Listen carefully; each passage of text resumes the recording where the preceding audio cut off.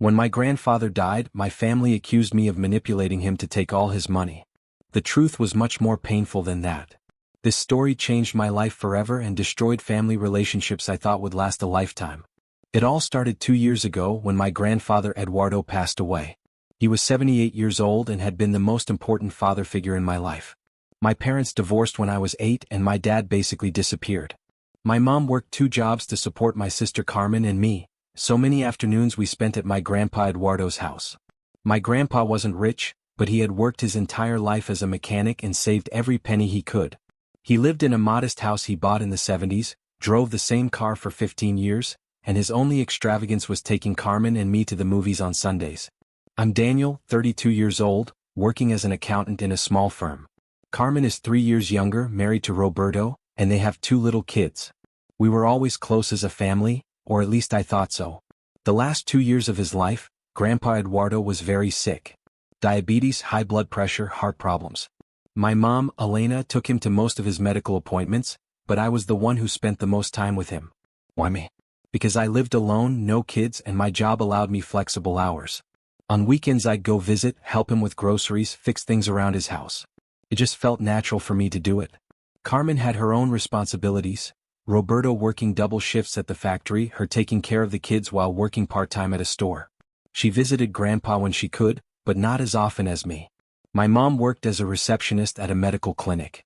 Her shifts were long, but she always managed to call Grandpa daily and visit at least once a week. During those 2 years of illness, Grandpa and I got really close.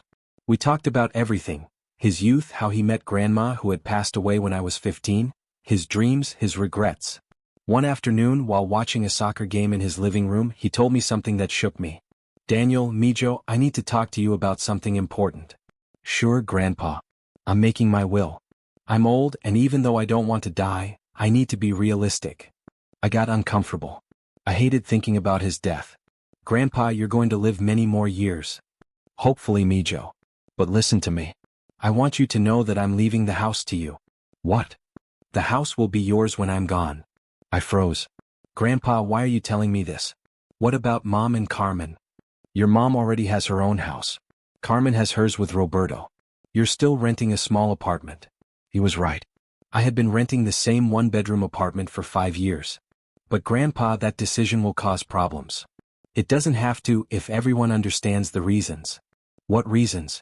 He sighed. "Daniel, you're the only one who's really been here with me these past years. I'm not saying your mom and Carmen don't love me, but you sacrificed weekends, vacations, your free time to be with an old sick man. I didn't do it expecting anything in return, Grandpa." "I know, Mijo. And that's exactly why you deserve the house." "And the rest of your things?" "The money I've saved will be divided between your mom, Carmen, and you. Equal parts. But the house is yours." I didn't know what to say. On one hand, I was excited about the idea of owning a house. On the other, I worried about how my family would react. "Grandpa, did you talk to Mom about this?" "No. And I don't want to until it's all legal. That's why we're going to the lawyer next week." A week later, I went with him to his lawyer, Mr. Morales, the same man who had handled the house purchase decades ago. The will was simple: the house to me, the savings split equally, personal belongings distributed as we saw fit. "Are you sure about this decision, Mr. Eduardo?" Morales asked. "Completely sure." "Have you discussed this with your family?" "It's my decision. I don't need permission." Morales looked at me. "And you're okay with being the main beneficiary?" "If it's what Grandpa wants, yes." We signed the documents. Grandpa kept a copy in his safe and gave me one. "Daniel, promise me one thing. Don't sell the house right away when I'm gone." "Why?" "Because this house has so many memories. Your grandma and I were happy here. You and Carmen played in that yard as kids. Keep it for a while." "I promise, Grandpa." Months went by as normal. Neither of us brought up the will again. Our routine continued, me visiting, helping him, Carmen and Mom checking in when they could. Then, suddenly, Grandpa had a final heart attack. It was a Tuesday night. He had called the ambulance himself, but by the time they arrived it was too late. The funeral was devastating. I hadn't cried that hard since Grandma died. Carmen was crushed, Mom couldn't stop sobbing. 3 days later we gathered at Mom's house to discuss things. "Does anyone know if Dad had a will?" Mom asked. Carmen and I looked at each other. "I think so," I said. "He mentioned something. Do you know where it is?" "It should be in his safe." I also have a copy. You have a copy? Why you? Carmen asked sharply. My chest tightened. Because Grandpa gave it to me. When? About 6 months ago. Carmen and Mom exchanged glances. What does it say, Daniel? Mom asked. There was no easy way to say it. The house goes to me. The savings are divided among the three of us. Silence. What did you just say? Carmen snapped. The house goes to me. The money gets split 3 ways. Carmen shot up from her chair. The house goes to you. That's what Grandpa decided. And when exactly did he make that decision? Whose idea was this? Carmen, it wasn't my idea. It was entirely his decision. How convenient. The grandson who spent the most time with him gets the house. That's not how it happened. Mom cut in. Daniel, are you sure your grandfather was in his right mind when he did this? Of course he was. Why are you asking that? Because it's very strange that he'd leave you the entire house. Mom, he explained his reasons to me. What reasons? That I was the one who stayed with him through his illness. That you and Carmen already had your own homes and I didn't. Carmen let out a bitter laugh. Convenient indeed. Carmen, I never asked Grandpa for anything. I never even talked about inheritance. Really? You never complained about paying rent? Never mentioned how small your apartment was? The truth is, I had. But never to manipulate him. Carmen, everyone knew I was renting. That wasn't a secret. Daniel, Mom said, that house is worth about $200,000. It's unfair for you to take it all. It's not unfair if that's what Grandpa wanted. Or maybe it's what you put in his head? That accusation cut me deeply. Mom, I never manipulated him. He made his own choice. Are we supposed to just believe that? Carmen sneered. It's the truth. The truth is you had constant access to him in his last years. You were the one who went with him to the lawyer. You're the only one who really benefits from this will. Carmen, you're also getting money. How much money? I don't know exactly. We have to check his accounts. Turned out Grandpa had $45,000 in savings. Split 3 ways, that was $15,000 each. $15,000 versus a $200,000 house. Carmen was furious. This is ridiculous. Daniel gets the $200,000 house and we each get $15,000? Carmen, I didn't write the will. But you influenced him. How? I don't know. But it's suspicious. Finally, Mom spoke. Daniel, would you be willing to sell the house and split the money evenly? Mom, I promised Grandpa I wouldn't sell right away. You promised, or it's convenient not to sell? I promised. Daniel, Carmen said coldly, that promise isn't legal. The will is. This isn't about legality. It's about respecting his wishes. His wishes were that we stayed united, Mom said. Do you think he'd want us fighting over money? We're not fighting over money. You're just refusing to accept his decision. Carmen stood up. You know what, Daniel? We're going to contest the will. You're going to what? We'll take it to court. We'll prove you manipulated a sick old man. Carmen, I didn't manipulate anyone. That's for a judge to decide. They stormed out. I didn't hear from them for 3 months. I got my own lawyer, Mr. Hernandez.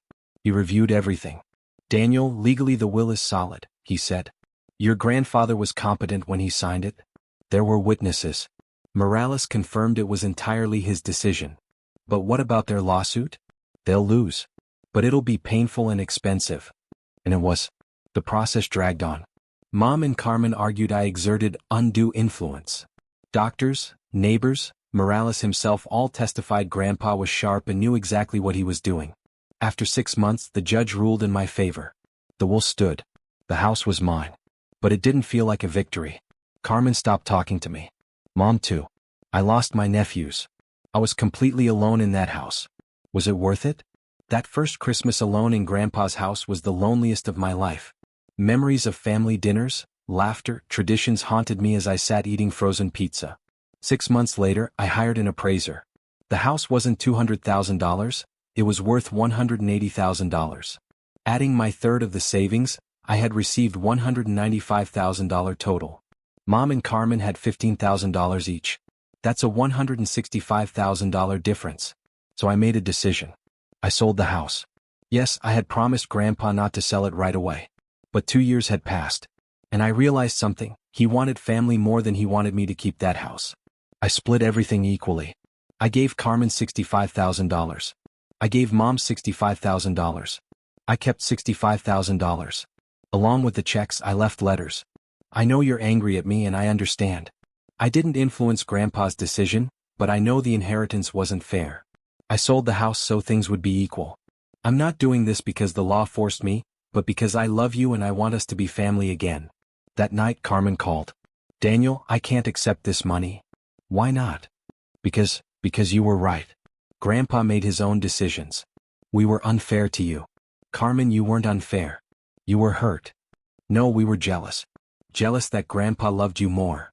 He didn't love me more. I just spent more time with him. And do you know why? Because you're a better person than us. Carmen, don't say that. It's true. You sacrificed everything for him. And instead of thanking you, I accused you. She cried. I told her there was nothing to forgive.